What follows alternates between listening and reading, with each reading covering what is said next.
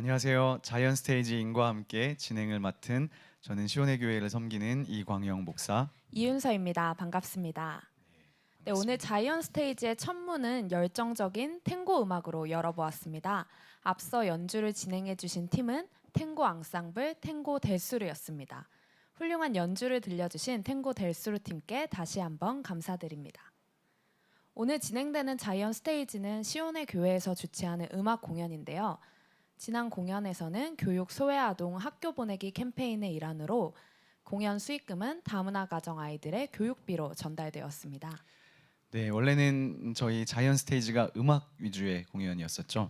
네, 그동안은 인디 뮤지션에게 노래할 수 있는 무대를 제공하는 시간이었습니다. 네, 저희가 마지막에 한 게 언제쯤이었었나요? 지난 자이언 스테이지는 2019년에 진행됐는데요. 무려 2년 만의 공연이네요.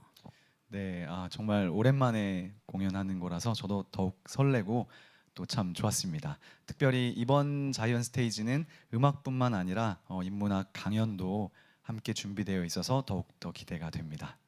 네, 오늘은 음악과 책이 함께하는 인문학 콘서트입니다. 오늘 외에도 한 번 더 강연이 준비되어 있죠.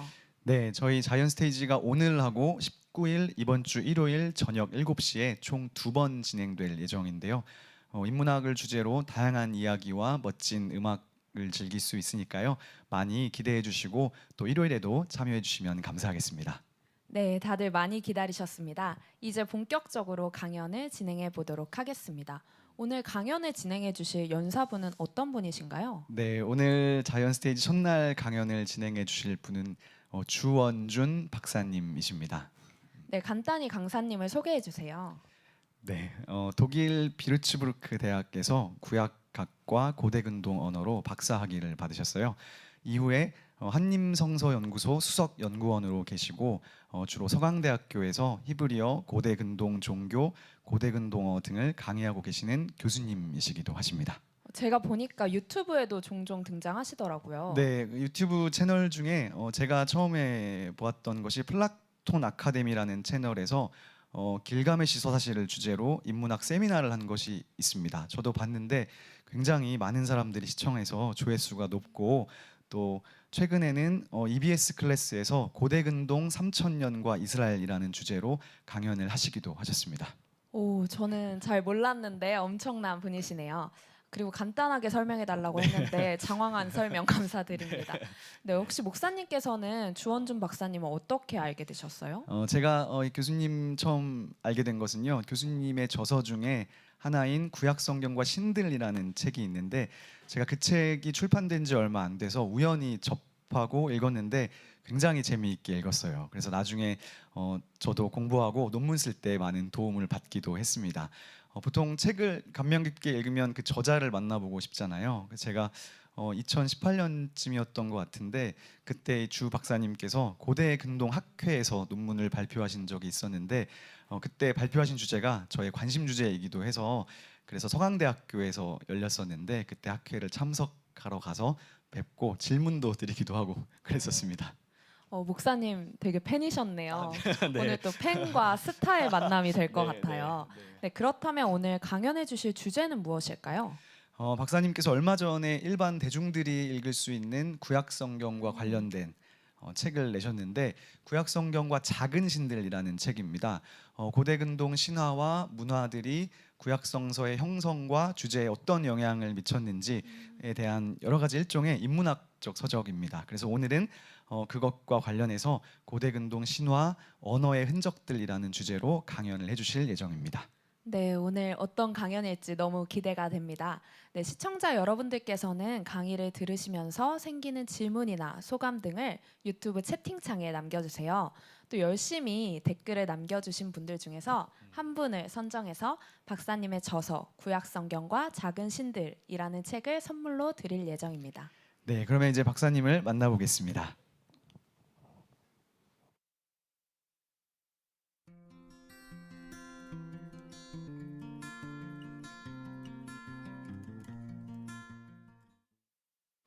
안녕하세요. 네, 주원준이라고 합니다. 이 자리에 초대해 주신 우리 시온의 교회 그리고 서울특별시 그리고 특히 이광영 목사님한테 깊이 감사드립니다. 강연을 하기 전에 이렇게 너무 훌륭한 탱고 음악을 들으셔서 저는 이렇게 재밌는 음악을 듣다가 갑자기 강연을 들으면 재미가 하나도 없을 텐데 막 이런 생각이 들어서 좀 걱정이 됐습니다. 제 소개는 일단 지금 목사님이 다 소개를 해주셔가지고 제가 특별히 말씀드릴 건 없을 것 같아요. 예. 그래도 간단하게 제가 하는 일을 좀 말씀드리려고 하는데, 제가 이제 개신교 교회 중심에 자리에 오는 것은 이렇게 흔한 일은 아닙니다. 저는 가톨릭 평신도 신학자고요. 또 제가 하는 일은 크게 세 가지 영역에서 일을 하는데, 하나는 이제 고대 근동학, 아까 말씀해 주셨듯이 뭐 길가메시라든지 아트라시스라든지 뭐 고대 바빌로니아 아니면 고대 뭐 아수르, 우가리 이런 일을 합니다. 제가 쐐기 문자로 된 그 토판에 옛날에 쓴 그 우가리더 문법하고 사전을 제가 썼는데, 제가 번역을 한 거죠. 그리고 사전은 제가 만들었어요. 한글 우가리 사전. 근데 아무도 몰라요. 공부를 안 하셔가지고. 그래서 뭐 그렇다고 뭐 큰 불만은 없습니다. 예, 그럴 수도 있는 거죠. 뭐. 그리고 이제 제가 하는 두 번째 일은 구약학입니다. 그리고 사실은 첫 번째, 두 번째가 큰 의미는 없어요. 왜냐하면 구약이나 구약성서학이나 고대근동학이나 비슷한 분야의 것을 다루기 때문입니다. 그리고 세 번째는 이제 평신도 신학을 하고 있는데, 그거는 이제 이 자리에서 할 건 아니고 주로 이제 가톨릭 교회 쪽에서 하고 있습니다. 주로 이제 그런 일을 하고 강연도 하고 책도 쓰고 뭐 대학에도 가고 뭐 이런 일을 하는 사람입니다. 제가 쓴 책, 오늘 사실 강연 내용이기도 한데요. 그 책을 조금 말씀드리면은 첫 번째로 쓴 책은 이제 구약 성경과 신들입니다. 아까 그 이광영 목사님이 이 책 잘 읽었다고 해서 되게 감사드리고요. 이 책은 2012년에 나와서 지금까지 그래도 잘 팔리고 있습니다. 계속 팔리고 있습니다. 두 번째로 쓴 책은 2019년에 신학의 식탁이라는 책을 저는 이제 구약 쪽 공부하는 사람이고, 신약 쪽을 공부하는 박태식 성공의 신부님하고, 그다음에 이슬람을 전공하시는 이제 박현도 선생님, 이렇게 세 명이서 여기 책 그 앞에 그 세 명을 보게 되면 한 분은 이슬람 임맘, 한 분은 유다교 랍비, 한 분은 이제 가톨릭 주교, 이렇게 해서 세 분이 있는데, 이렇게 과연 이 세 종교가 서로 어떻게 관련이 있고 어떻게 서로 통하는가 등을 이제 쓴 책이 바로 이 신학의 식탁입니다. 그런데 저는 신학의 식탁을 오늘 아까 처음에 보면서 이게 우리 지금 이 강연하고도 크게 관련이 깊겠다 하는 생각을 조금 했습니다. 왜 그러냐면 벌써 이렇게 서울시가 주최하고 또 시온의 교회에서 준비를 하고 이렇게 가톨릭 평신도가 나와가지고 이렇게 인문학 강연도 하고, 또 우리가 저 남쪽에서 온 탱고도 듣고 하잖아요. 이렇게 여러 가지가 이렇게 섞여 있는데, 세상이 그렇죠. 모든 종교가 이렇게 혼자 사는 종교는 없으니까요. 그래서 이제 종교가 처음 나올 때부터 사실은 세상은 섞여 있었다, 이런 말씀을 드리고, 마지막으로 이제 구약 성경과 작은 신들, 아까 말씀드렸는데 이제 구약 성경과 작은 신들은 올해 나왔습니다. 그래서 제가 오늘 강연 드릴 내용은 이 세 책의 내용을 조금씩 섞어가면서 조금 교회 다니는 분들도 재미있게 들으실 수 있고, 또 교회 다니지 않는 분들도 재미있게 들으실 수 있도록 한번 준비를 해봤습니다. 주제는 이제 여러분한테 이제 그 강연에 나갔듯이 고대 근동 신화와 언어의 흔적들, 이렇게 정했습니다. 자, 그리고 가운데 신학의 식탁 이 내용부터 시작을 할 겁니다. 여러분 앞에 보시면 이제 표가 하나 이렇게 들어가 있는데요. 저 표가 한 칸이 1000년씩이에요. 그렇게 되면은 이제 거기 영년, 이게 이제 예수님이 탄생하신, 우리가 이제 서기 해서 이제 그걸 기원으로 해서 잡죠. 근데 그 한 칸이 1000년씩이니까요. 과거로 1000년을, 지금 우리는 그러니까 오른쪽으로 두 번째 칸에 와 있는 거고요. 앞으로 1000년씩 가게 되면은 이제 이런 많은 나라들이 있습니다. 그리고 여기 사실은 굉장히 많은 나라들이 그 안에 있었기 때문에 제가 최대한 여러분들이 좀 알만한 나라만 추려가지고 이렇게 가져온 것이 이런 나라들입니다. 그런데 이제 이 표를 볼 때 여러분이 조금 주의하셔야 되는 건, 한국 사람들은 실질적으로 정신이 그리스의 후예입니다. 왜 그러냐면은 우리가 유럽 문명, 그 유럽식 교육을 받고 자랐죠. 우리가 지금 초등학교 때부터 아니면 그 이전에 유치원 때부터 가지고 있는 이런 교육 시스템은 사실은 유럽에서 발전된 것이죠. 그래서 한국 사람들이 만약에 본질이라든지 아니면 뭐 의미라든지 뭐 인간이라든지 이런 말이 사실은 한자어지만 그게 유럽에 있었던 언어를 번역한 경우가 많아요. 그래서 같은 한자어지만 정말 유교를 공부하기 위해서는 그 한자어의 의미를 조금 다르게 배우기도 좀 하고 그래야 돼요. 근데 그리스 문명이 그럼 서양 문명의 뿌리인데요. 그 그리스 문명의 시작은 어디냐? 그러면은 기원전 5세기를 잡아요. 그러니까 아까 첫째 칸에 저 그리스 해가지고 화살표 오른쪽으로 간 거 있죠. 거기서부터 시작한 거예요. 그러니까 그리스 문명은 기원전 5세기 정도가 시작이라고 봐요. 그러니까 기원전 5세기 이전의 그리스는 사실은 야만인들이었다 볼 수 있죠. 그리고 이제 한국 사람들은 중국 문명권 크게 보면 이게 동아시아 문명권의 또 독특한 우리 문화를 이루고 있습니다. 그런데 중국 문명은 그럼 언제 시작됐느냐? 제가 잘 모르죠. 저쪽 공부를 안 했으니까. 그래서 중국 전공하시는 분들한테 가서 중국 문명 시작이 언제예요? 그러니까 글이 언제부터 나와요? 도대체 중국에서. 그러니까 한 기원전 1000년대부터 나온대요. 그래서 그 갑골문에 이렇게 한자 두자 써 있는 글 말고 그래도 한 번역을 하면 A4 용지 한 반 장 정도는 되는 글. 그러니까 기승전결이 있고 좀 내용이 있고 보통 고대 문서는 이렇게 내용이 길지 않아 가지고 A4 용지 반 장 정도는 꽤 긴 글이거든요. 근데 그 정도로 나오는 글은 언제쯤 나와요? 그랬더니 한 기원전 한 300년대는 돼야지 나오지. 이렇게 얘기하더라고요. 그러니까 그리스하고 중국은 좀 엇비슷해요, 시작이. 그런데 고대 근동 세계는 기원전 3500년부터 글이 나와요. 그리고 거기에서 함무라비 법전 같은 경우 기원전 1800년대, 1900년대인데 벌써 이렇게 완성된 법전이 굉장히 길게 나와요. 함무라비 법전은 번역을 하면은 A4 용지로 한 30장 이상 되는 글이에요. 그리고 길가메시 서사시는 제가 유튜브에서 강의도 했지만 다 설명하는데 아무리 빨라도 40분, 50분 걸리는 굉장히 장대한 서사시예요. 그러니까 그런 문명이 우리 앞에 있었어요. 그런데 서양 사람들이 한때 그리스 이전 문명에 대해서 잘 몰랐고 한국이나 중국, 일본 이쪽 사람들은 중국의 그 이전 문명에 대해서 잘 모르니까 저는 한국이 선진국이라고 요즘 많이 하는데 이제 정신적으로 선진국이 되기 위해서는 이 그리스 이전 세계, 중국 이전 세계를 알아야 된다 이렇게 생각을 하고요. 저기 이제 그 표의 가운데 보면 이스라엘이라는 부분이 있어요. 이스라엘은 기원전 1000년대 즈음에 시작한 나라예요. 그러니까 이스라엘 이전에도 2500년 정도 완전히 다른 나라들이 있었어요. 아카드, 바빌론 거기 많이 써놨죠. 수메르라든지 신수메르, 이집트, 히타이트 이 외에도 뭐 미탄 무슨 굉장히 많은 나라들이 있어요. 그래서 구약 성경 이스라엘을 알래도 이스라엘 이전에 있었던 역사를 알아야지 과연 이스라엘 사람들이 뭘 배웠고 뭘 건너뛰었는가, 뭔가 창조적으로 한 게 무엇인가 이런 걸 좀 자세히 알 수 있겠죠. 이거를 전부 설명해 드리는 건 오늘 아니고요. 그냥 넘어갑니다.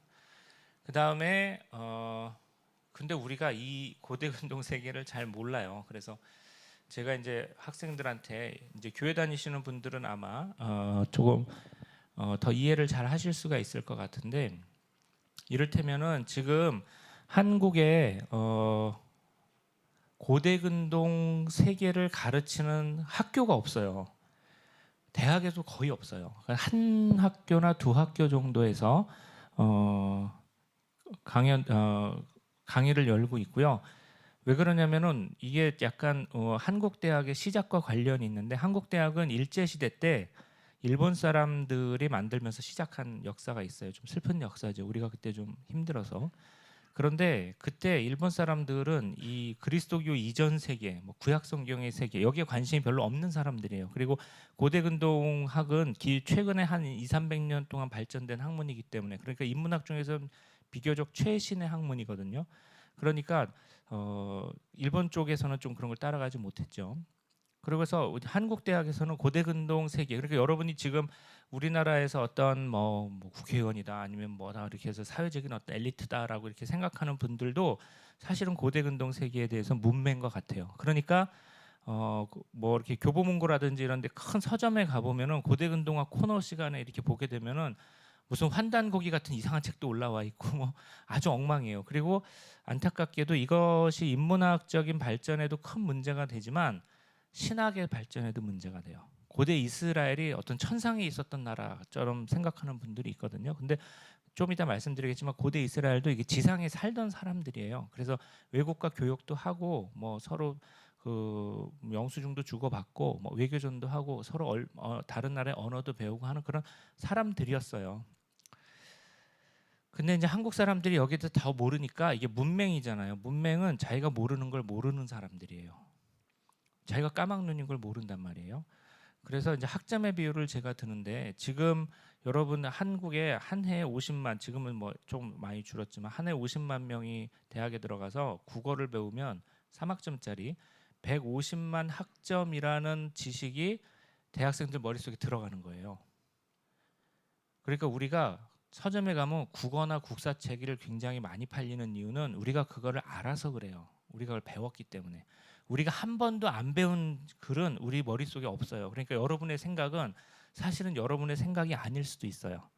그래서 우리가 제도 교육이 굉장히 중요한 거예요. 초중고 때 아주 조직적으로 체계적으로 넣어놓은 지식을 넘어서는 사람은 굉장히 드물어요. 사실은 이거는 뭐 음악이나 미술이나 다른 분야에도 말할 수 있어요. 그래서 이게 제가 배우지 않았기 때문에 무엇이 정사이고 무엇이 야사인지를 잘 몰라요. 그래서 제가 이렇게 잘 모르기 때문에, 잘 배우지 않았기 때문에 현실이 조금 비루하다 이렇게 생각을 하는데, 첫 번째로 정사를 잘 몰라요. 그러니까 야사라든지 막 이런 걸 막 얘기를 해주면 영화를 보고 와가지고 이게 진짜 그렇지 않아요? 막 이렇게 얘기하는 분들이 있어요. 특히 심각한 거는 관광 가이드 지식이라고 우리가 부르는 건데, 그게 뭐냐면 이제 성당이나 교회에서 관광을 이제 성지순례를 가잖아요. 성지순례 가셔서 그 현장에서 가이드가 하는 말을 100% 믿고 오세요. 내가 현장에서 봤는데 이러면서. 하지만 그거는, 가이드는 학자가 아니고 그 현장에서 관광 오신 분들한테 흥미있는 얘기를 재밌게 하시는 분들이에요. 물론 공부 잘 열심히 해가지고 충실하게 가이드 해주시는 분들도 많지만, 사실은 관광 가이드는 그 현장에서 한 5분 10분 정도에는 그 얘기밖에 듣는 게 없는 건데, 정사, 그러니까 이게 기초 지식이 얕으니까 그런 관광 가이드 지식을 체화해가지고 떠돌아다니는 이상한 얘기들이 굉장히 많고요. 그러니까 그걸 제가 하나하나 교정하기도 힘들어요, 사실은. 두 번째로는 다큐멘터리 지식인데, 좋은 다큐멘터리가 사실 많이 있습니다. 그래서 그거 보는 건 좋아요. 저도 권장하는 다큐멘터리 같은 게 있는데, 문제는 이 세상에는 다큐멘터리가 사랑하는 지식이 있어요. 뭔가 재밌어야 돼요. 그리고 뭔가 쇼킹하고 그래야 되고, 사실 뭐 다른 학문 분야도 그렇지만 어떤 유물이나 어떤 글 하나를 놓고는 의견이 여러 가지로 늘 학자들은 갈려요. 이렇게 보는 사람, 저렇게 보는 사람. 근데 다큐멘터리에 나와가지고는 그렇게 얘기하면 안 돼요. 재미 하나도 없거든요. 그래서 뭐 이거 있습니다. 그리고 막 크게 뭐 이렇게 막 시각적으로 보여주고 막 이런 것들이 다큐멘터리 많아요. 그래서 다큐멘터리 볼 때도 역시 정사를 조금 알아야지 이게 현실하고는 조금 다를 수도 있는 거고, 좀 이런 문제가 있는 거야, 이런 걸 알 수가 있고요. 그리고 이제 더 힘든 거는 영화를 보고 와서 그 영화에 있는 게 정말 진짜냐 막 이렇게 물어보시는 분들이 있어요. 그럴 때 더 힘들어요. 그럴 때 그냥 할 수 없어요. 그냥 넘어가야 돼요. 자, 이래서 고대 근동학을 잘 모르고 이게 이제 우리나라 인문학이나 신학의 발전에 조금 도움이 안 된다. 그래서 좀 고대 근동학을 알아야 된다. 이제 이런 말씀을 좀 드리고요. 그러면 이제 조금 학문적으로 들어가서 여러분들이 좀 인문학적으로 좀 쉽게 생각해서, 고대 이스라엘은 어떤 나라였냐 실제로. 그러니까 막 그 하느님이 오시고 막 모세가 있고 막 다윗이 있고 막 예언자들이 있고 막 이런 막 천상의 나라고 고대에 있었던 옛날에 어떤 나라라고 생각하지만, 고대 근동학이 많이 발전하면서 이스라엘은 우리가 분명히 좀 알 수 있는 것들이 많이 생겼습니다. 그게 뭐냐면은 작은 나라예요. 이스라엘이 얼마나 작은 나라냐면은, 혹시 현대 이스라엘의 나라 크기를 아세요? 현대 이스라엘은 경상북도와 거의 같습니다. 경상북도에서 아파트 단지 몇 개 더 하면은 지금 현재 이스라엘 국토가 나와요. 굉장히 작은 나라예요. 그러니까 현대 이스라엘은. 그러니까 고대 이스라엘이 현대 이스라엘보다 크지 않았거든요. 특히 네겝 그 네겝 그 광야가 밑에 굉장히 길게 있기 때문에. 그래서 이스라엘은 굉장히 작은 나라구나. 그러니까 그것도 거기다가 내륙국이에요. 바다가 조금 있긴 하지만 그래도 이렇게 다 통해 있어요. 그러니까 경상북도만한 조그만 나라가, 그것도 산지가 굉장히 많아요. 우리나라 경상북도처럼. 그런 나라가 과연 외부와 도움을 하나도 안 받고 살 수 있었겠냐? 아니죠. 거기다가 이 나라는 굉장히 작은 백성이어서 늘 쫓기고, 그리고 분단도 당하고 유배도 가고, 유배 갔다 와서도 페르시아 식민지가 계속 이어졌어요. 그러니까 고대 이스라엘이 자주 국가를 이루어 가지고 떳떳하게 산 거는 사실은 유배 이전밖에 없는데, 그것도 분단되어 가지고 서로 좀 힘들게 산 거를 제외하면은 이스라엘에서 통일 국가로 떳떳하게 산 거는 사실상 사울하고 다윗하고 솔로몬 정도예요.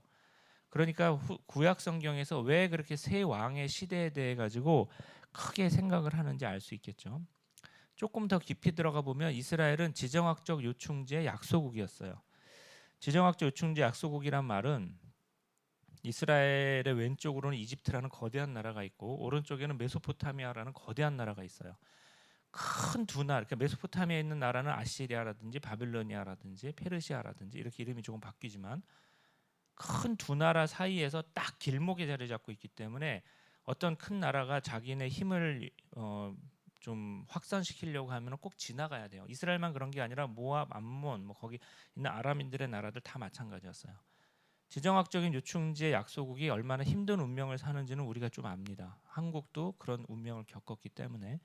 그 이스라엘이 큰 나라가 절대 아니었어요. 주위에 있는 뭐 아시리아라든지 이집트 같은 나라하고는 벌써 그 영토의 크기나 인구의 그 사이즈나 이건 상대가 될 수 있는 나라가 아니었어요. 두 번째로는 고대 근동세기의 후발 국가예요.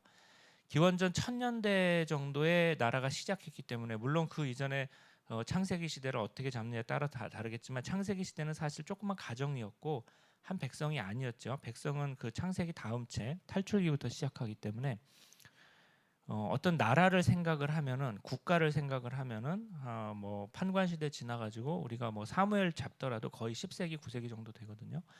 그렇게 따지면은 기원전 3,500년부터 큰 도시 국가가 있었는데 이스라엘 앞에 2,500년이나 큰 문명들이 있었던 거예요. 그리고 그 문명에서 사실은 이스라엘이 쓰는 중요한 철학적 신학적인 개념들을 다 만들었어요. 이를테면 신이라든지 인간이라든지 문헌이라든지 아니면 구원이라든지 뭐 이런 비슷한 개념들은 다 그 안에 나와 있어요. 그래서 이스라엘은 이미 모든 일을 신이 뭐 하느님이라든지 아니면 인간이라든지 이런 개념을 만들지는 않았고 이미 있던 개념을 자기네 독특한 아주 유일신 신앙이 있어요. 자기네 이집트 탈출의 하느님으로부터 시작되는 굉장히 독특한 신앙이 있어요. 그 독특한 신앙으로 새롭게 역사를 쓴 나라예요. 다 새로운 신앙 고백을 한 나라예요. 그러니까 이스라엘의 고유성이 무엇이냐 그러면 이스라엘에서 있었던 뭐 대부분의 개념들이나 이런 거는 그 이전에 다 있는데요. 그러면 다 있죠, 당연히. 없는 게 없어요. 하지만 이스라엘은 그거를 자기네식으로 조금 바꿨어요. 그게 그 바꾼 걸 정확히 아셔야지 이제 이스라엘의 독특함을 아실 수가 있어요. 그래서 이제 오늘 제가 거기서 몇 가지 예를 한 6가지 예를 이제 말씀드리려고 해요. 있는 시간 동안에 약간 처음에 개념을 조금 정리하면은 구약 신학과 구약학과 고대 근동학을 좀 나눠야 되는데요. 구약 신학은 구약 성서를 가지고 신학을 하는 거죠. 대부분의 신학교에서 배우는 게 구약 신학입니다. 근데 구약학은 사실은 믿음을 전제로 하지 않고 구약 성경을 연구하는 거예요. 구약 성경으로 인문학 하신다고 생각하시면 돼요. 그러니까 구약 성경을 가지고 믿음의 눈으로 보면 구약 신학이 되지만 그냥 보통 뭐 구약 성경의 언어라든지 이런 거 공부하게 되면 구약학이 되는 거고 구약학은 자연스럽게 고대 근동학과 매우 연관이 깊습니다. 저는 이제 주로 구약학을 하는 것이고 한국에서는 구약학을 한다고 하시는 분들도 사실상 구약 신학을 하는 경우가 많은데 이제 그거는 여러분이 좀 보시면 좋겠고요. 그 다음에 개념을 중동과 근동 이 질문도 제가 많이 받아요. 그래서 이것도 역시 여러분들한테 말씀드리려고 하는데 현대적인 개념은 중동입니다. 왜냐하면 그 중간에 있잖아요. 그 유럽하고 동아시아, 인도 그 사이에 있으니까 미들리스트라고 하는데 옛날부터 써온 말은 이 지역을 고대라고 할 때는 고대 근동이라고 불렀어요. Ancient Near East라고 해서 그래서 고대 근동학이라고 하는 거는 사실상 현대 중동 지역이다. 이렇게 이제 생각하시면 돼요. 그래서 고대 근동학이라고 쓸 때 고대 근동이 하나의 개념이고 Ancient Near East를 이제 줄여서 ANE라는 약자를 많이 쓰기 때문에 한국말로 쓸 때 저는 고대 근동학을 떼었으면 안 되고 붙였어야 된다고 생각을 해요. 왜냐하면 하나의 개념에서 고대 띄고 근동학이 아니라 고대 근동학을 하나의 단어로 이제 써야 한다고 봅니다. 자 여기서 이제 오늘 지금 말씀드릴 그 중요한 테마를 이제 본론으로 들어갈 시간인데요. 본론으로 들어가기 전에 이걸 이해하면 여러분이 금방 이해하실 수가 있어가지고 지금 여기 시온의 교회에서 하고 있지만 그리고 이제 사실은 가톨릭이나 개신교나 이런 면에서는 똑같은데 교회에서나 성당에서 기도를 하시고 예배를 드리고 성경을 읽으시고 그 집을 성전이라고 부르죠. 그리고 우리가 이제 잘하면 천당에 가고 뭐 잘 못 살면 지옥에 간다 하는데 이 지금 여러분이 교회나 성당에서 늘 쓰는 말들이죠. 이거 기도, 예배, 성경, 뭐 성전, 지옥, 뭐 천당 이런 말 많이 쓰는데 사실은 이것이 그리스도교의 말이 아니라 불교의 용어입니다. 유교의 용어이기도 합니다. 그래서 만약에 제가 이제 재밌는 생각을 이제 가정을 해봅시다. 그래서 만약에 한국이 망했어요 지금. 그래서 이제 한 1000년 있다가 어떤 고고학자가 이 21세기 한국이라는 나라가 어떤 나라였는지 발굴을 해보자. 그래서 발굴을 했는데 어디서 기도라는 단어, 예배라는 이런 단어들을 찾았다고 해봐요. 여기 보니까 기도라는 단어 바로 옆에 나온 데서는 예배라는 낱말도 나오고 거기 옆에 보니까 성경이란 말도 있고 막 그래. 그러면 요 지역은 뭐 하던 곳이냐? 그러면 학계의 주류 의견은 여기는 불교 유적이다 이렇게 생각할 거예요. 왜 그러냐면은 이 나라는 2000년 넘게 불교의 나라였고 또 많은 문화가 불교를 베이스로 하고 있어요. 그런데 이제 어떤 학계의 두 번째 의견은 뭐냐? 이게 유교의 용어일 수도 있다. 왜냐면 유교에도 이런 말을 썼거든요. 그래서 유교 용어일 수도 있겠다. 유교에도 비슷한 말을 썼으니까 한자로. 근데 세 번째 학계의 소수 의견이 뭐냐? 여기에 한 200년 정도 된 신흥 종교가 있는데 이게 이제 예수님 믿는 사람들인데 이 사람들도 이 말을 썼다. 그러니까 이게 그리스도교 유적일 수도 있다. 이렇게 아마 갈릴 거예요. 그러니까 처음에 그 그리스도교 처음에 천주교가 이제 들어오면서 박해를 많이 받았고 그다음에 개신교가 들어오고 하면서 이 두 로마 가톨릭과 개신교 프로테스탄트의 큰 이제 과제 중에 하나는 그 많은 신학적인 개념을 어떻게 번역을 할까였습니다. 그러다가 이제 불교의 용어, 유교의 용어를 많이 참고를 해가지고 번역을 해서 그런 결과가 나온 거죠. 그러니까 한국말로 기도라는 말은 사실은 여러 개의 의미가 있는 거예요. 하나는 불교에서 쓰는 의미가 있죠. 그러니까 뭐 절에 가가지고 목탁도 드리고 또 스님들이 108배하고 이런 걸 기도라고 하죠. 성당에서 쓰는 것도 기도라고 합니다. 그러니까 기도라는 말이 이게 이 종교에서의 기도는 이런 걸 얘기하는 거고 또 이 종교에서의 기도는 이런 걸 얘기하는 거고 그리스도교의 기도는 이제 절대자를 앞에다 두고 그분과 인격적으로 이제 소통하는 그런 행위를 이제 기도라고 하죠. 그러니까 같은 용어를 같은 단어를 두고 두세 개의 용어가 이제 섞여 있는 거예요. 그러니까 이게 이스라엘의 용어나 고대 근동의 언어를 볼 때도 마찬가지예요. 한 단어를 두고 좀 여러 개의 의미가 섞여 있어요. 그래서 고대 근동 문헌이나 신화를 볼 때 이게 지금 무슨 의미냐? 이게 지금 이스라엘이 쓴 게 어떤 의미고 고대 아시리아가 쓴 게 어떤 의미고 우갈에서 쓴 게 어떤 의미냐? 이거를 우리가 나눠서 볼 수 있어야 돼요. 그냥 똑같은 단어가 하나 나왔다 그래가지고 이 의미가 그 의미다 이렇게 보면 안 되고 각 언어 근데 이게 좀 알기가 힘들긴 하지만 하여튼 그런 식으로 가야 됩니다. 즉 하나의 인간의 말은 하나의 말이 있대요. 그러니까 기표가 하나가 있다 그러면 기의는 여러 개가 있을 수가 있어요. 하나의 단어를 얘기해도 맥락이나 어떤 상황이나 아니면 본래의 어떤 사전적 의미에 따라 가지고 7, 8개의 의미가 나올 수가 있죠. 사전에 보게 되면 하나의 단어 표제어 밑에 첫 번째 뜻, 두 번째 뜻, 세 번째 뜻 이렇게 여러 개 있잖아요. 그거하고 같습니다. 자, 그래서 지금부터 그러면 곧 이스라엘에도 이렇게 다른 나라에서 넘어왔는데 이스라엘식으로 독특하게 바뀐 게 뭐가 있느냐? 그래서 이제 오늘 6개 정도 제가 예를 갖고 왔어요. 그 6개 예를 얘기하고 이제 강연을 끝내겠습니다. 첫 번째는 구약 성경과 신들 한 2장쯤에 나오는 이야기인데요. 수메르 시대 기원전 3,500년부터 일곱 신이 그 일곱 지역이 굉장히 중요했습니다. 한 도시 국가마다 천체의 신 7을 모셔서 그 7이 이제 세계를 지배했는데 이 사람들은 태음력을 썼거든요. 그 태음력을 쓸 때 28일씩 돌아가잖아요. 그러니까 7428 그래가지고 7일씩 4주 체계를 만든 거예요. 그러니까 근데 그 7일 7날을 무엇으로 부를 거냐? 지금 우리가 일요일 월요일 하는 그 7날이죠. 그게 이제 수메르에서 시작이 된 건데 그거를 이 수메르의 7 천체의 신의 이름을 따서 불렀어요. 그래가지고 첫 번째는 일요일이 해 일자잖아요. 태양의 날. 두 번째는 달의 날. 이런 식의 이름을 붙인 게 수메르 시대 때 시작된 거예요. 그래서 이 체계는 사실은 지금도 우리가 쓰고 있는 겁니다. 그리고 문명이 바뀔 때마다 이 체계를 조금씩 바꿨어요. 로마는 이 체계를 어떻게 바꿨냐면은 지금 우리는 월화수목금토일이지만 당시에는 화금수목 월일토 순서대로 바꿨어요. 그러니까 이거는 이제 시대에 따라서 조금씩 바뀌는 거예요. 그 로마도 그 안에서 여러 번 또 바꿨죠.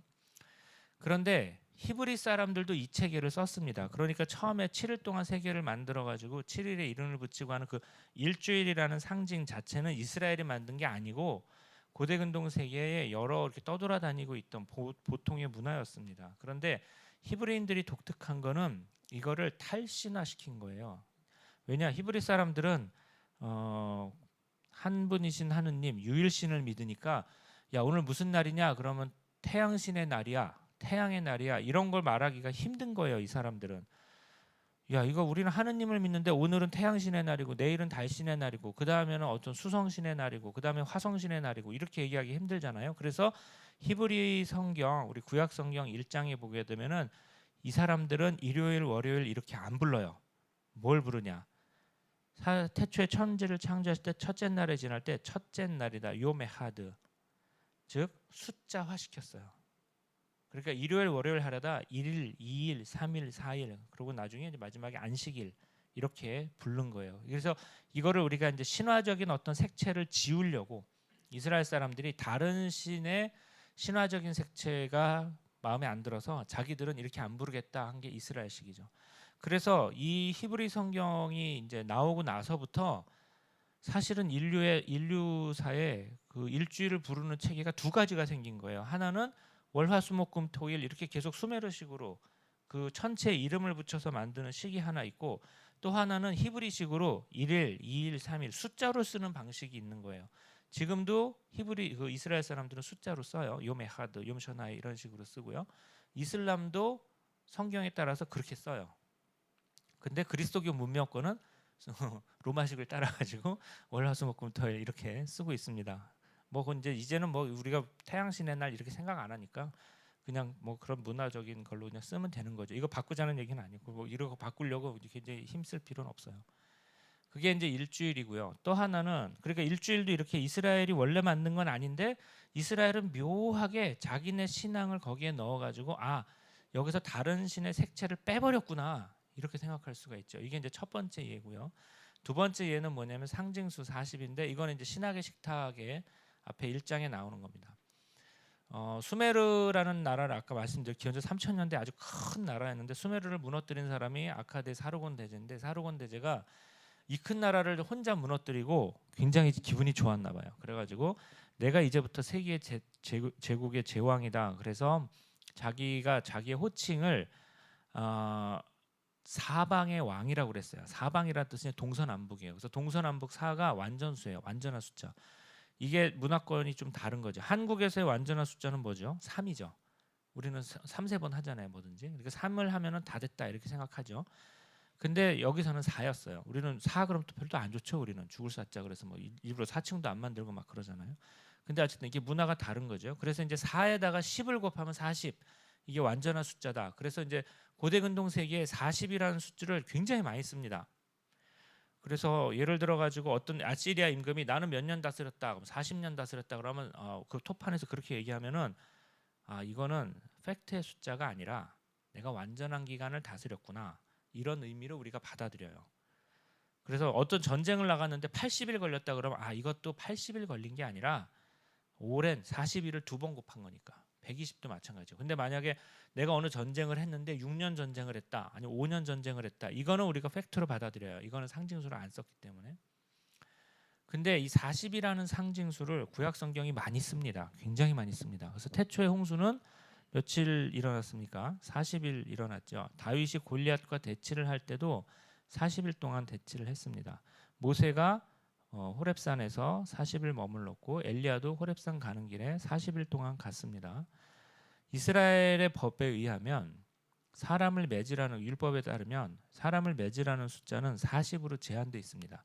이건 인간 존엄성 때문에 그래요. 어떤 한 사람을 때릴 때 뭘 잘못해가지고 뭐 도둑질을 했던 살인을 했던 아니면 여성을 어떻게 뭐 겁탈을 했던 이런 나쁜 놈이다. 그래서 정말 이놈은 아주 많이 때려야 된다. 그렇게 했을 때도 상한선은 40으로 더 낮습니다. 왜냐하면 인간은 40대 이상 때릴 수 없다. 그러니까 이렇게 40이라는 숫자는 이 사람들한테는 굉장히 중요한 숫자였어요. 저기 사도 바울이 율법주의를 되게 싫어하잖아요. 율법이 아니라 복음으로 구원받는다. 근데 사도 바울이 잡혀서 매질당한 적이 있죠. 어떻게 매질을 당했냐면은 성경에 그렇게 나와 있어요. 40에서 하나 뺀 39대만 때리는 거예요. 그래가지고 5번을 때려요. 159대를 맞은 거예요. 155대, 156대인가 그렇죠. 그래서 야, 그러니까 사도 바울이 야 하느님이 인간한테 율법을 줄 때는 율법의 본래 정신은 인간은 인간이니까 40대는 때리지 마라 했는데 39대만 때리고 저는 율법을 지켰어요. 그러고 나서 또 39대 때리고 그다음에 나 율법을 지켰어요. 아침 점심 저녁으로 그렇게 39대씩 때리면 이게 하느님이 지금 우리한테 주신 얘기를 제대로 지키는 거냐 안 지키는 거냐 이게 율법주의예요. 그러니까 사도 바울이 율법주의를 엄청 싫어한 게 저는 이해가 돼요. 이게 뼈에 사무쳤을 거야. 내가 이렇게 맞아봤는데 율법으로는 절대 구원받지 못해. 이건 안 돼. 이렇게 생각했을 것 같아요. 어쨌든 이 40이라는 숫자는 구약 성경과 신약 성경을 다 꼭 채우고 있는 숫자입니다. 근데 이 40이라는 숫자가 그래서 역사에 좀 빨리 나갔네. 역사의 어떤 숫자로 받아들이시면 안 돼요. 그러니까 이스라엘 사람들이 광야에서 몇 년 있었어요? 40년 떠돌았죠. 예수님도 단식하실 때 40일 동안 이제 광야에서 단식하셨죠. 그 다음에 뭐 하여튼 40이라는 숫자는 굉장히 많아요.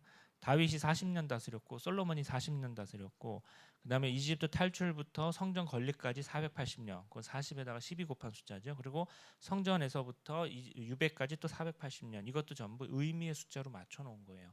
그러니까 이거를 팩트의 숫자로 받아들이지 마시고 숫자로 의미를 전달하는 시대였다. 이걸 우리가 좀 잘 알아야 됩니다.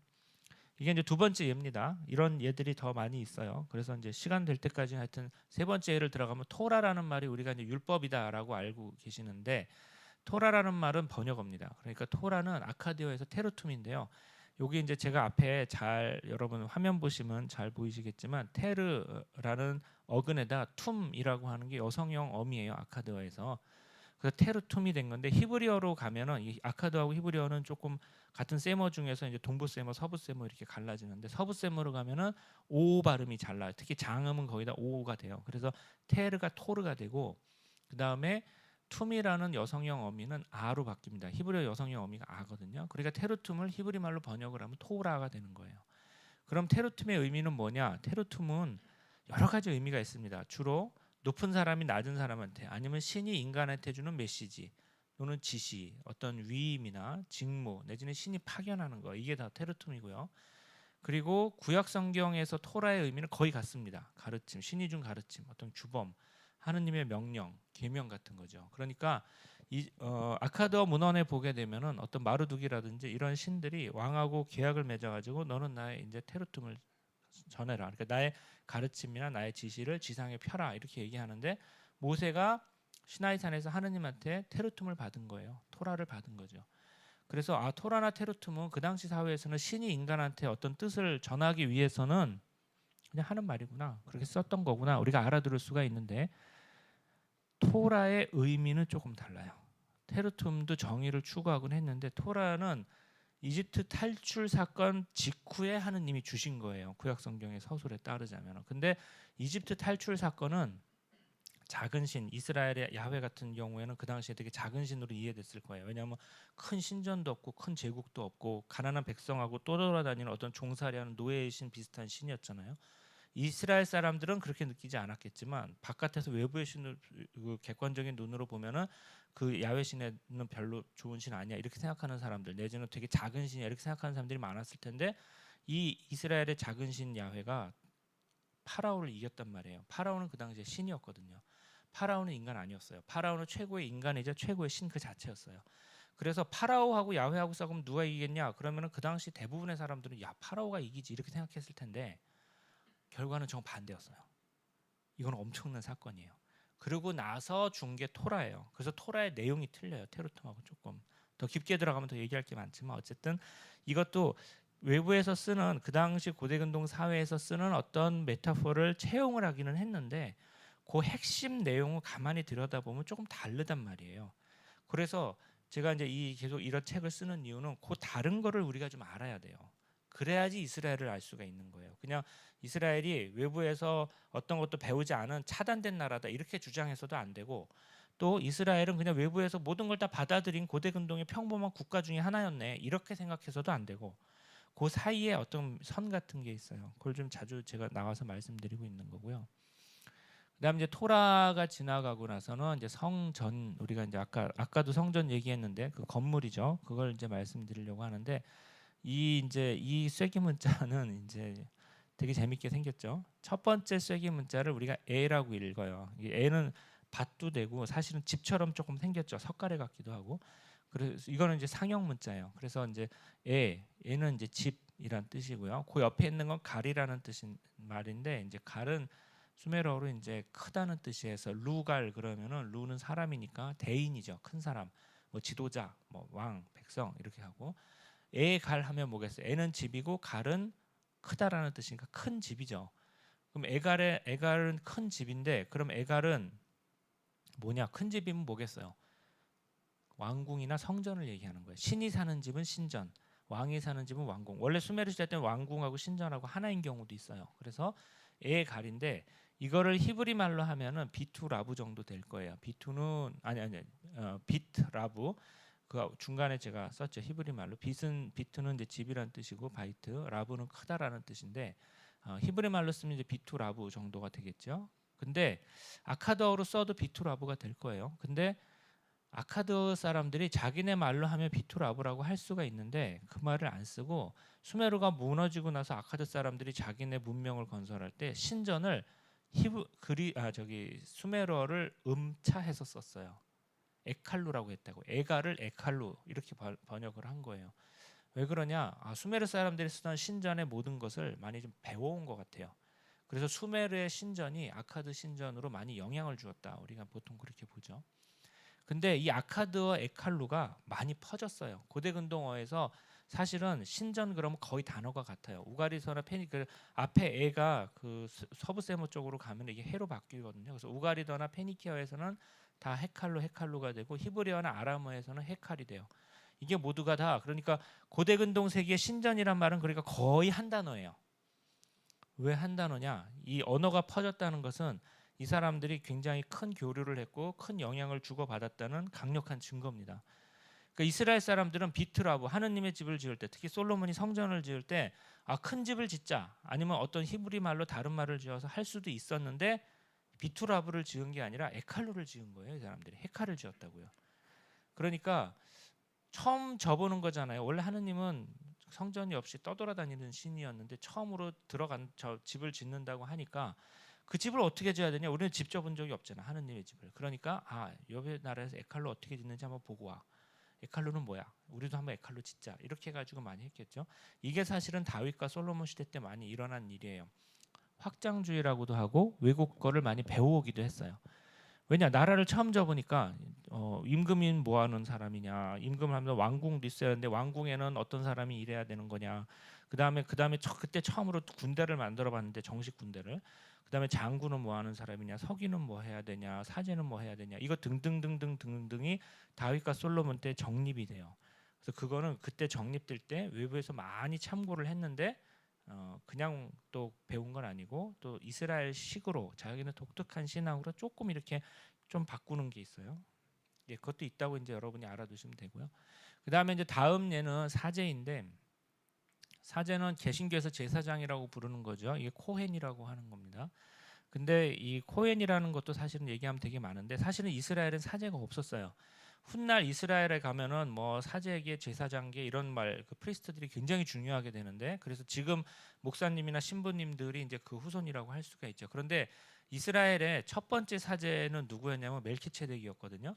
그럼 이 사람은 사실은 이스라엘 사람 아니었죠. 그 당시 살렘의 사제였고 그냥 아브라함을 만나가지고 서로 우호적으로 이렇게 막 주고받고 한 그 좋은 사람이었어요. 두 번째 사제는 누구였냐면 성경 순서대로 보면은 창세기 41장에 요셉의 장인 포티페라예요. 이 개신교로는 조금 다른데 어쨌든 이 포티페라라는 사람은 이집트의 사제였고 요셉한테 잘 해줬어요. 그리고 세 번째 사제는 누구냐면 모세의 장인 이트로예요. 이 사람도 역시 이름이 좀 여러 가지가 있죠. 구약 성경의 첫 번째, 두 번째, 세 번째 사제가 1번 타자 사제, 2번 타자 사제, 3번 타자가 전부 이스라엘 사람이 아니었어요. 이스라엘은 당시 사제가 없었던 거죠. 그래서 야곱이 베텔에서 꿈을 꾸고 얘가 하느님의 집이로구나 그러고 할 때 제단을 쌓아가지고 하느님의 이름을 불렀다고 할 때 그때 사제를 모셔다 제단을 쌓은 게 아니라 자기가 그냥 했어요. 왜냐 그때는 가부장이 그 제사장 사제의 역할을 했던 거죠. 아브라함한테 하느님이 아들을 바쳐라. 그래서 이제 이삭을 데리고 모리아산에 올라가 가지고 잡을 때 사제를 모셔다가 번제를 드린 게 아니라 본인이 번제를 하려고 그랬어요. 그래서 아들하고 아버지밖에 없었단 말이에요. 올라갈 때. 그러니까 이것도 역시 이스라엘을 본 뒤 사제가 없었구나. 제사장이 없었구나. 그 사제는 외부에서 들어온 거예요. 이것도. 언제 들어왔냐. 고대 근동의 사제들은 성전에서 일하면서 먹고 사는 사람들이었어요. 성전이 없이 프로페셔널한 직업 사제가 있었겠냐 하기 힘들죠. 상상하기 힘들죠. 그러니까 부업으로 하는, 그러니까 예를 들어서 가부장이 사제 역할을 하는 경우는 있을 수 있는데 사제만 하기 위해 가지고는 성전 아니면 산당이 필요하죠. 바마가 필요한데 이스라엘은 그런 걸 가지고 있질 않았으니까. 그러니까 역시 사제도 외부에서 들어온 거구나. 근데 또 들어올 때 또 그대로 들어온 게 아니라 조금 더 다르게 들어오죠. 예, 그런 것도 있고요. 그다음에 이제 거의 안 남았습니다.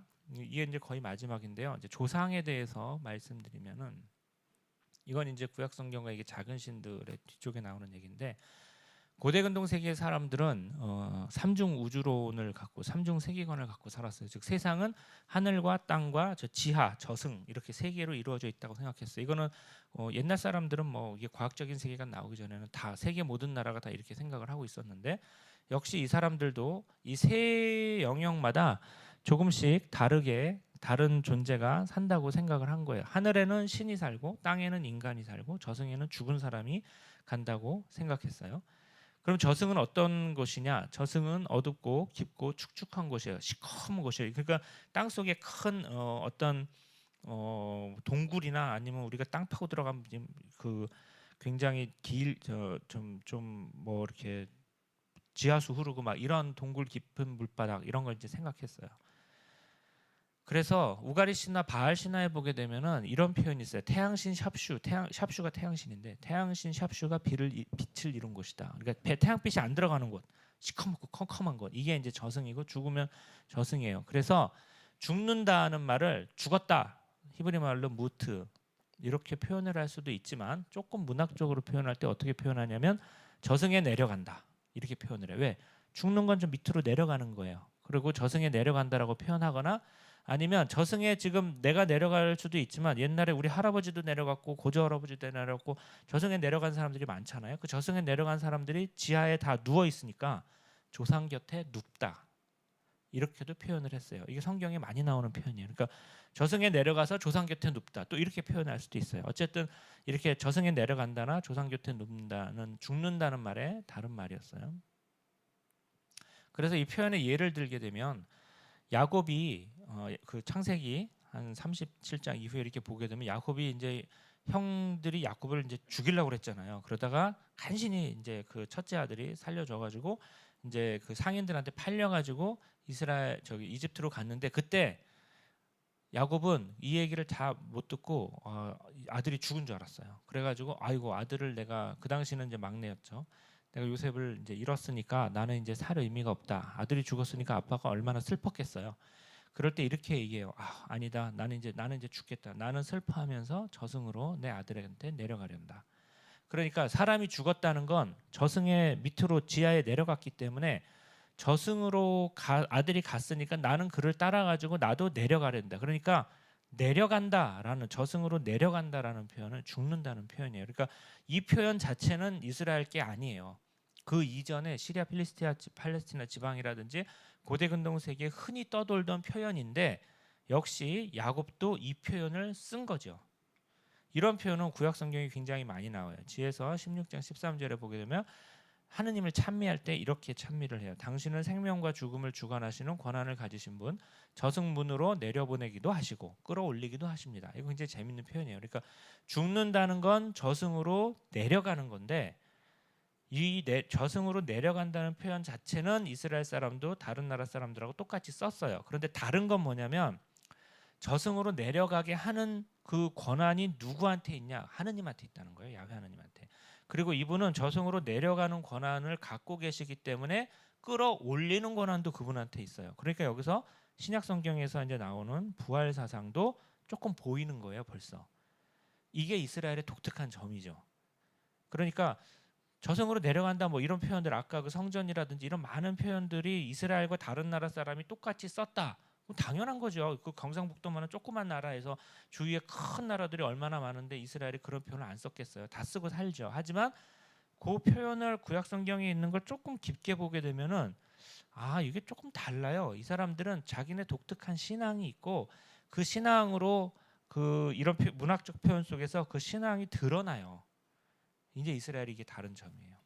다른 예를 들어보면 사도신경을 보게 되면 이게 이제 우리나라 말 사도신경은 개신교하고 천주교하고 똑같이 잘 안 드러나요. 개신교는 이게 장사 지낸지 뭐 이렇게 표현을 했고 이제 가톨릭에서는 저승의 가시어라고 그냥 표현을 했는데 이게 원래 원문 라틴어 원문을 보게 되면은 descendit at inferna. 그래서 인페르나는 저 밑에 있는 거니까 밑에 있는 저승으로 descendit이요. 내려간다는 descendant 내려간다는 표현이에요. 그러니까 원래 사도신경에도 이게 이제 구약 성경에 있었던 저승으로 내려간다는 표현이 이게 신약 성경을 넘어가지고 초대 교회까지도 이 표현이 그대로 쓴 거죠. 그러니까 우리도 사실은 이 표현은 언제 성경 읽을 때 이제 자연스럽게 접할 수가 있어요. 이렇게 모든 표현이나 모든 것이 구약 성경의 유물이라든지 모든 표현이 이스라엘의 것만은 없어요. 사실은 다른 나라도 다 주위에 있는 표현인데 이스라엘의 독특한 점은 요거를 조금 다 자기식으로 쓴 거예요. 아까 제가 처음에 이제 말씀드렸던 거 비슷하죠. 그러면은 저승에 내려간 조상은 어떻게 살고 있느냐? 저승의 조상은 잠들어 있어요. 이게 이제 이건 이스라엘만이 아니라 다른 나라들 다 마찬가지예요. 그리고 이렇게 표현을 하죠. 그래서 내가 조상들과 함께 잠들게 되거든, 나도 내려가게 되거든, 나도 이집트에서 옮겨서 그분들의 무덤에 묻어다오. 신명기에 보면 모세가 이제 죽게 될 때 모세한테 하느님이 이렇게 얘기하세요. 자, 이제 너는 조상들과 함께 잠들 것이다. 즉 내려가 있는 거는 완전히 죽은 게 아니에요. 어떻게 보면 잠들어 있는 거예요. 시체처럼 우리가 땅에 그 사람을 묻을 때 이렇게 누워서 잠든 것처럼 묻잖아요. 그래서 다윗이 죽을 때도 조상들과 함께 잠들어 다윗성에 묻혔다. 누워서 조상들과 함께 잠들다. 이 표현은 이제 죽는다 표현이다 이 말이에요. 자, 이제 강연을 마무리할 때가 됐어요. 제가 이제 이 짧은 강연 속에서 여러분들한테 말씀드리고 싶은 건 고대 근동 세계가 이렇게 그리스나 중국보다 훨씬 이전의 세계고 그다음에 구약 성경과 우리 구약 성경이 무대이기 때문에 우리 한국의 어떤 인문학이나 신학의 발전을 위해 가지고는 반드시 잘 알아야 되는 거라서 여러분도 좀 관심을 갖고 계시길 바라고요. 제가 쓴 책 최근에 이제 새 책의 어떤 중요한 내용 중에서 여러분들이 쉽게 읽을 만한 내용을 제가 여기서 이제 발췌해서 이제 말씀드렸습니다. 그리고 아까 말씀드렸듯이 토크가 끝난 다음에 한 분을 선택해서 이제 오른쪽에 구약 성경과 작으신들 제일 따끈따끈한 책을 이제 여러분들한테 제공해 드릴 선물로 드릴 것 같습니다. 자, 조금 빨리 했지만 그래도 재미있게 잘 들어주셨으면 감사하겠습니다. 자, 감사합니다.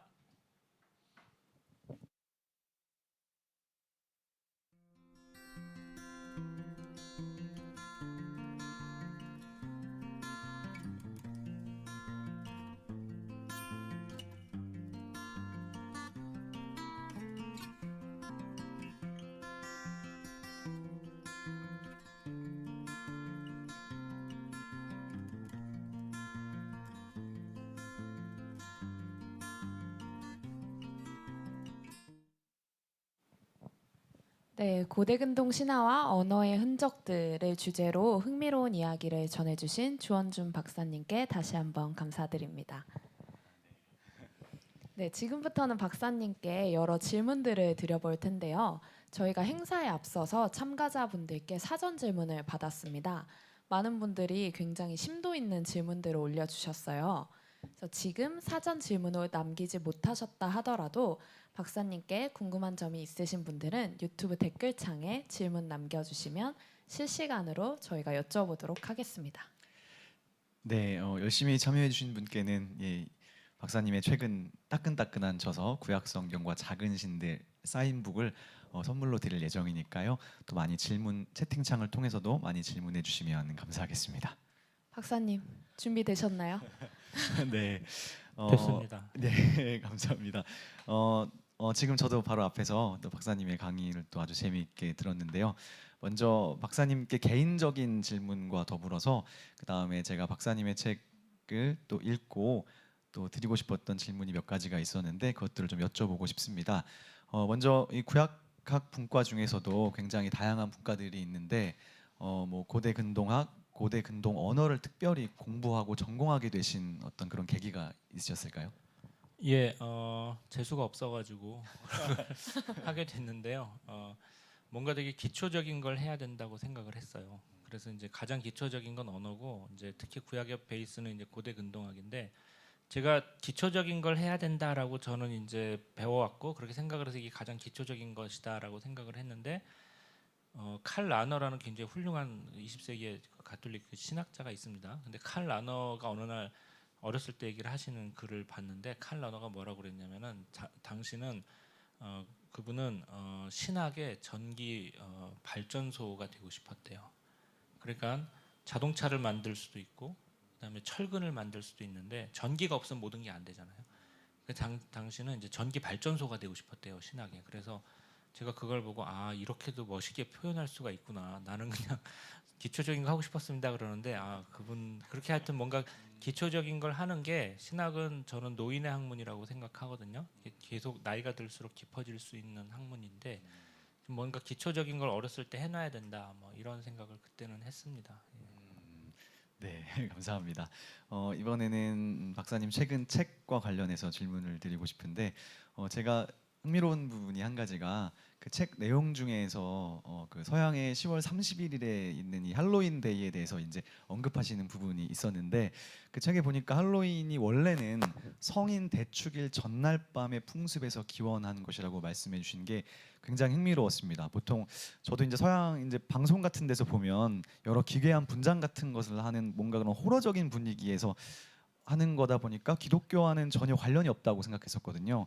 그러면 이제 원래 이 할로윈 데이는 카톨릭에서 기원한 것으로 봐도 되는 것일까요? 예, 그 가톨릭 교회가 굉장히 관련이 깊어요, 사실은. 그러니까 어떤 날마다 성인들의 날이 있잖아요. 네네네. 그러니까 이제 개신교는 세례명 받는 것이 없지만 저도 세례명이 있어요. 근데 제 세례명 받는 날은 이제 1월 28일인데 저는 이제 생일과 함께 그걸 다 챙겨요. 서로 이제 오늘은 누구의 날, 오늘은 카타린의 날, 오늘은 뭐 아니에스의 날, 뭐 이래가지고 서로 이제 생일 합의, 얼마 전에 하비에라고 안드레아 축일이 지나갔는데 이제 그렇게 서로 챙겨주거든요. 근데 거기에서 이름이 없는 성인들이 있잖아요. 그러니까 우리가 성인인지 모르는 사람도 있죠. 순교자 같은 경우도 있고. 그래서 그거를 모든 성인 대축이라고 그래가지고 11월 1일에 그걸 기념을 해요. 근데 그날은 우리가 모르는 성인들을 다 챙기는 날인데, 이게 이제 서양에 있는 풍습하고 어떻게 중세에 결합을 하냐면은, 그러니까 11월 1일 전날에는 우리가 죽은 모든 조상들을 다 기리는 날이 돼버리니까 모든 죽은 귀신들이 그날 나오는 게 돼버린 거예요. 그러니까 11월 31일 전에는 이제 교회에서 기억하지 않고, 교회에서 기억하는 그 훌륭한 성 안드레아라 성 토마스 아퀴나스는 다 훌륭한 분들이고, 보통 사람들은 천국에 가도 이름을 다 모르잖아요. 그러니까 우리 엄마 아빠 같은 분들은 이제 10월 31일 날 밤에 다 나오니까, 그러니까 10월 31일 날 밤은 온갖 귀신들, 죽은 조상들이 귀신이 되어서 떠돌아다니는 날이 되는 거예요. 그게 이제 옛날 그 유럽 풍습하고 해가지고 결국은 모든 성인 대축일은 많이 잊혀졌는데, 10월 30일 날 귀신이 튀어나온다는 것만은 이제 뭔가 남아가지고 할로윈 데이가 된 거죠. 예. 이게 할로윈 데이라는 말이 그래서 홀리라는 말하고 할로하고 윈이 아마 이브일 거예요, 저녁. 그래서 거룩한 이브. 이브가 원래 크리스마스 이브 할 때 한 날 전날이 이브잖아요. 네. 그러니까 올 세인트 데이 모든 성인 대축일의 이브가 거룩한 이브, 홀리 이브가 할로윈이 된 걸 거예요. 네, 저는 정말 처음 듣는 얘기라서 되게 재밌는 것 같아요. 예. 네, 그래서 이제는 저희가 미리 받았던 사전 질문들을 드려보려고 하는데요. 또 다른 분들 궁금한 점이 있다면 유튜브 댓글로 남겨주시기 바랍니다. 네, 먼저 첫 번째 사전 질문입니다. 고대 언어와 한국어 간의 연결점이 꽤 많다고 들었습니다. 혹시 어떤 연결점이 있을까요? 또 박사님의 의견은 어떠신지 궁금합니다. 예, 뭐 별로 연결점은 없고요. 그런가요? 예, 한국은 굉장히 독특한 언어와 독특한 문명을 갖고 있는 곳이에요, 사실은. 그래서 비슷한 어떤 것도 참 찾기가 힘든 그런 곳이고, 우리하고 워낙 멀어가지고 고대 근동세. 근데 이제 인간의 언어라는 게 사실 인간의 구강 구조에서 날 수 있는 것이 발음이 다 비슷하거든요, 좀. 그래서 예를 들면은 뭐 수메르어나 이집트어로 물이 무예요, 그냥. 그리고 엄마 아빠 이런 말들은 다 비슷하거든요. 사실은 어느나 다 아이가 처음 하는 말을 다 엄마 아빠라고 하잖아요. 그런 어떤 형태론, 그러니까 언어의 형태가 비슷하다고 해서 역사적인 어떤 히스토리컬 링크라고 그러는데 어떤 역사적인 링크가 있다고 생각하면은 잘못하는 거예요. 세계 어느 나라 말 비슷해요. 그래서 구약 성경을 신들에서 제가 얘기했는데 우리나라 말에 많이 있잖아요. 네. 많이가 많다는 뜻인데 매니를 읽으면 많이잖아요. 아 그렇게 연결. 네, 그러니까 그런 식으로 연결하면 재미는 있는데 어떤 역사적인 걸로 보면 안 되죠. 예. 그렇구나. 네, 그 다음 사전 질문을 드려보도록 할게요. 고대근동 신화와 언어의 흔적들을 통해 고쳐야 할 우리가 기독교 문화적으로 지내왔던 고정관념이나 편견들이 있을까요? 라는 질문 해주셨습니다. 예, 이거는 이제 뭐 가톨릭도 그렇고 개신교도 그렇고 우리가 이제 성경이 어떤 배경 없이 그냥 하늘에서 뚝 떨어진 걸로 생각하는 것 같아요. 근데 사실은 성경에 예수님도 요새 뭐 무슨 잘 아시겠지만 역사적 예수에 대한 연구라든지 역사적인 어떤 초대교회 연구라든지 그리고 신구약 중간사, 페르시아 시대 교회사 이런 식으로 성경에서 나온 그 역사적 묘사가 과연 역사적 팩트와 어떤 관련이 있는가 이런 것들 우리가 많이 연구하거든요. 그래서 그런 역사적 배경에 대한 연구가 아니라 성경이 마치 인간은 어떤 생각도 하나도 안 하는데 하느님의 영감이 주어져 가지고 마치 자기가 무슨 글자 쓰는지도 모르고 막 글씨를 다 썼더니 이게 성경이 되더라. 이렇게 생각하는 거는 그리스도교적이지 않고요. 오히려 이렇게 나온 경전이 있어요. 자기는 가브리엘 천사가 얘기해 줬는데 그 얘기가 무슨 말인지도 모르고 막 다 썼더니 이게 경전이 됐더라. 이게 쿠란이에요. 그 이슬람적인 이해예요. 그래서 이슬람에서는 심지어 무함마드가 문맹이라고까지 얘기해요. 그러니까 글을 모르는 사람이 썼으니까 이건 정말 신의 말이다 이거예요. 근데 이제 그리스도교는 옛날부터 그렇게 생각하지 않았고 이제 어떤 역사적인 왜냐면 우리가 역사 종교이기 때문에 역사에서 하느님이 어떻게 그 역사적 배경을 가지고 설명을 하고 이런 것부터 아주 유구한 전통으로 해왔던 겁니다. 그래서 이번 기회에 조금 교정하면 좋겠죠. 예. 네, 감사합니다. 사전 질문 또 한 가지가 있는데 이 질문은 제가 아는 이제 전사님이 물어봐 달라고 하셔서 질문을 주셨는데 이 고대 근동 언어들은 현재 이제 쓰이지 않는 언어들이잖아요. 그래서 우가리어나 아카드어 같은 것들은 이제 지금은 사용되지 않는데 그러면 이것을 처음 발견했을 때 이 문자들을 어떤 방법으로 이 알파벳을 어떻게 읽어야 되는지 그 발음을 어떻게 알 수 있었을까요? 예, 이게 이제 그 당시 굉장히 막혔겠죠. 그러니까 고대 근동의 많은 언어들은 사실 잊혀져 버린 거거든요. 그랬는데 역사적으로 막 쐐기 문자 글이 쫙 나오고 막 이집트 상형 문자 나오고 막 이러니까 이걸 어떻게 읽었냐. 이제 이집트 쪽 문자는 어떻게 해결이 됐냐면은 샹폴리옹이 해결을 했는데 이제 그 로제타석이라고 아주 유명한 석이 있잖아요. 그 로제타석이 문자가 세 개가 되어 있어요. 하나는 이집트 원래 문자고 그다음에 디모틱하고 근데 맨 마지막 게 그리스어예요. 근데 그리스어는 우리가 알고 있죠. 그리스어 내용은 알고 있단 말이에요. 근데 그리스어하고 그러니까 이게 이게 폴리글롯 문헌이라고 하는데 폴리는 많다는 뜻이고 글롯은 이제 언어란 뜻이에요. 그러니까 다국어 문헌 이렇게 번역하는데 어떤 문서를 만들어 놓을 때 모두가 다 읽으라고 그 여러 가지 언어를 세 별이나 네 벌 정도를 만들어 놔요. 그러니까 요 세 내용은 다 똑같다는 건 우리가 알고 있는 거예요. 근데 거기에서 그리스어를 알고 있기 때문에 그리스어는 특히 고유 명사가 예를 들어서 프톨레마이오스 왕이다. 그럼 프톨레마이오스 그러니까 프톨레마이오스가 세 번 반복된다. 예를 들어 그러면은 여기서 곧쯤해서 세 번 반복되는 문자열을 찾는 거예요. 그러면은 이게 샹폴룡이 했던 방법이에요. 그래서 거기서 이게 프톨레마이오스는 PTL로 나가니까 요게 P라는 전제를 두고 나머지 글자를 읽어보자. 그러니까 그 다음부터는 트라이 앤 에러. 요즘 말로 하면 삽질의 연속이죠.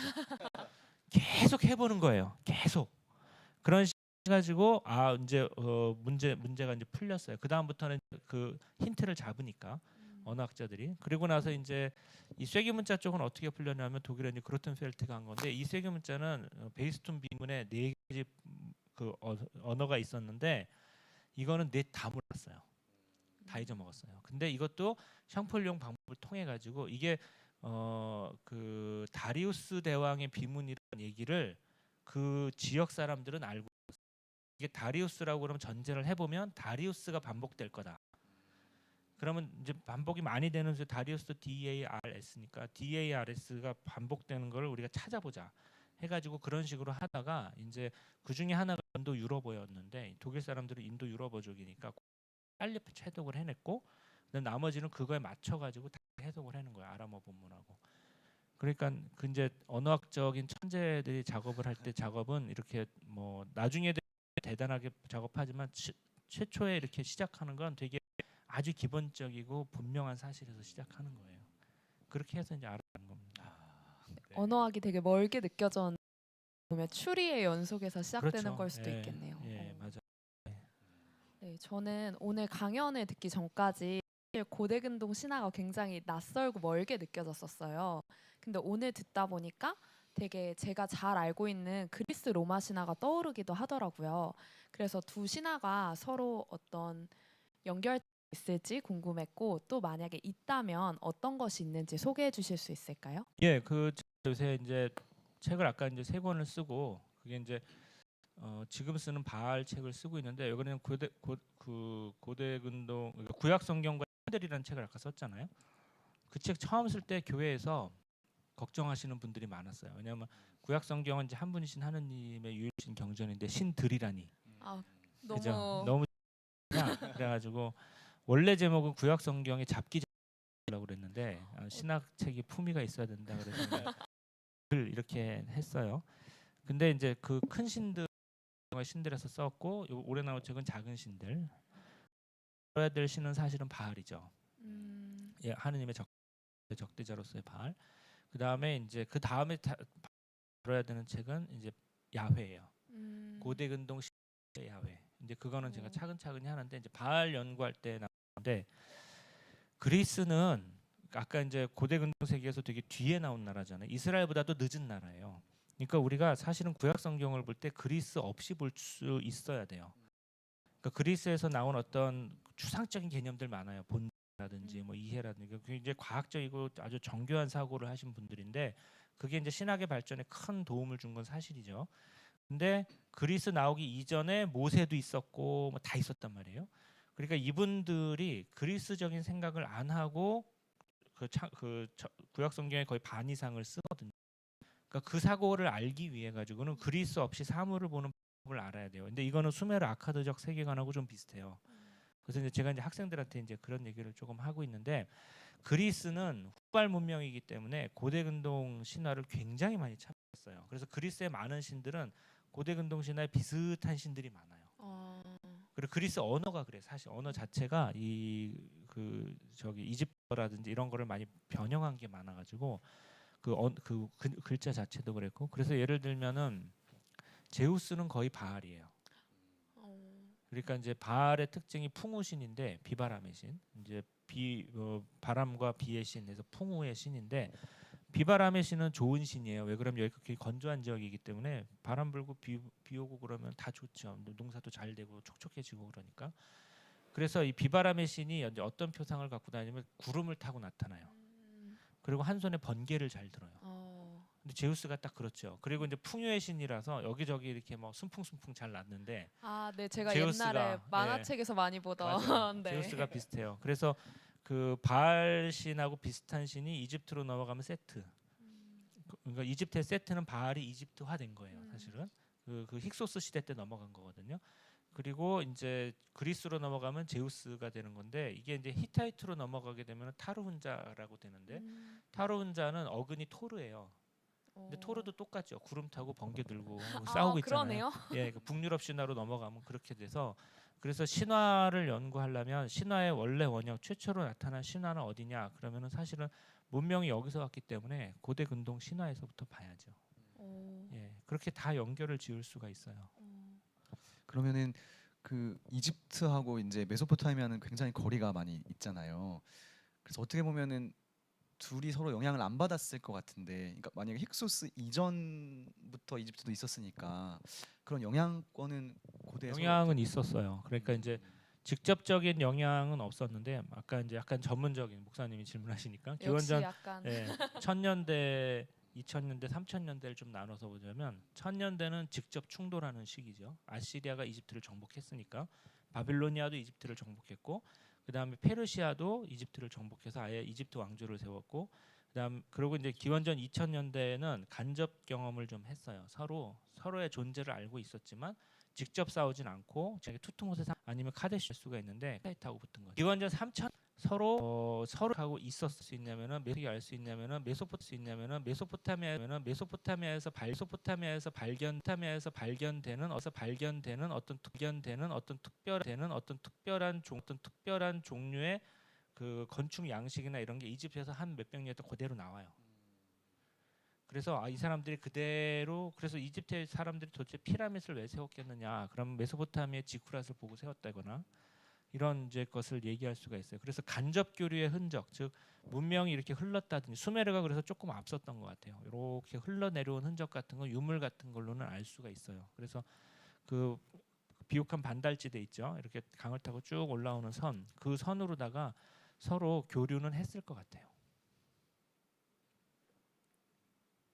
네, 또 질문이 들어왔는데요.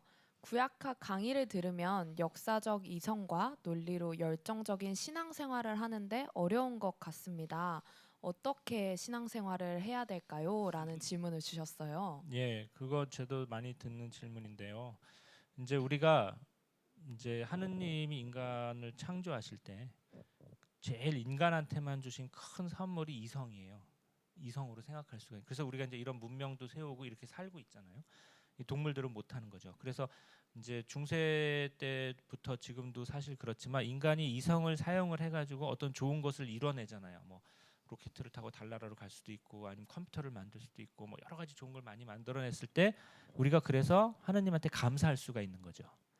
아, 되게 좋은 걸 우리 해가지고 우리가 하느님한테 주신 탤런트를 잘 써가지고 이런 좋은 것도 만들, 물론 이거 갖고 아주 나쁜 일을 하는 사람들도 가끔 있지만 어쨌든 기본적으로 그건 잘못 쓰는 거고 이제 그렇게 잘 쓰는 거죠. 그래서 신학도 마찬가지죠. 이성을 잘 써야지 신학이 되는 거죠. 그래서 만일 어떤 사람이 이성을 눌러야지만 신앙이 증진된다고 얘기하면 이건 그리스도교적인 건 아니에요. 그리스도교는 언제나 이성을 잘 믿는 만큼, 그러니까 아구스티누스가 얘기한 중요한 말이 있죠. 믿는 만큼 알고 아는 만큼 더 믿을 수 있어요. 그래서 당장은 이제 조금 신앙의 위기가 올 수도 있죠. 하지만 그거를 조금 돌파하고 나면은 오히려 더 큰 세계가 열리고 언제나 그런 식으로 발전을 해 온 거예요. 그래서 이제 조금 힘들면은 더 공부하고 더 추구하고 더 그렇게 하실 필요는 있지만 이제 좀 게으른 대답이고 좀 안 좋은 대답은 이성의 능력을 너는 눌러야 돼. 그래야 네가 살 수 있어. 이거는 예수님이 원하시는 것도 아닐 것 같아요. 아까 역사적 배경을 성경도 역사적 배경 안에서 이해해야 된다는 답변이랑 좀 연결되는 지점이 있는 것 같아요. 그렇죠. 예.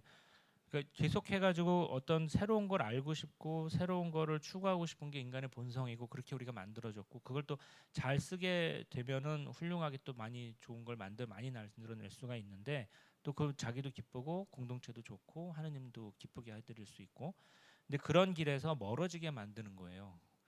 그래서 어떠한 대답이라도 지금 내가 당장 모르거나 그걸 알기 위해서 굉장히 스트레스를 받는다는 걸 이성의 요구를 포기하는 거하고 동일시키면 안 돼요. 네, 답변 감사합니다. 네, 오늘 질문이 많았는데 너무 잘 대답해 주셔서 감사합니다. 저도 사실 고대근동 신화는 잘 몰랐는데 오늘 제우스나 토르 그리고 할로윈 얘기를 들으면서 좀 가까워진 것 같아요. 네, 박사님의 소감을 안 들어볼 수 없는데 오늘 어떠셨나요? 아까 탱고보다 재미있었을지 모르겠는데 네, 재밌었습니다. 예. 예 어쨌든 저는 이렇게 이런 좋은 자리에 나와서 또 이렇게 시온의 교회 또 서울시에 이렇게 같이 하게 되어서 되게 즐거웠습니다. 그리고 올해 제가 하는 강연 마지막 대중 강연이 이 자리로 되는 것 같아서 영광이네요. 아유, 예 감사하네요. 저도 굉장히 기쁩니다. 예. 네, 감사합니다. 저희가 앞서서 오늘 행사에 가장 활발히 참여해주신 분을 뽑아서 저자 사인북을 드린다고 말씀드렸는데요. 당첨자를 공개하겠습니다. 당첨자는 바로 세비님이십니다. 네, 축하드립니다. 네, 축하드립니다. 네. 네, 당첨되신 분은 화면에 보이는 이메일로 연락 주시기 바랍니다. 벌써 자이언 스테이지 인과 함께 첫 번째 시간을 마무리할 시간이 되었습니다. 늦은 시간까지 함께 해주신 모든 시청자 여러분, 그리고 또 좋은 음악과 강연을 전해주신 탱고 델수르 팀과 주원준 박사님께 다시 한번 감사의 말씀 드립니다. 네, 오늘 자이언 스테이지가 끝나는 게 아쉬우신 분들이 많으실 텐데요. 자이언 스테이지는 12월 19일 일요일 저녁 7시에 2회가 진행됩니다. 19일에는 안나의 집 김하종 신부님께서 사랑이 밥 먹여준다라는 제목으로 강연 전해주실 예정입니다. 네, 감사합니다. 그러면 오늘 강연해주신 주원준 박사님께 다시 한번 감사의 말씀 드리면서 저희 오늘 시간 마무리하도록 하겠습니다. 감사합니다. 안녕히 감사합니다. 계세요.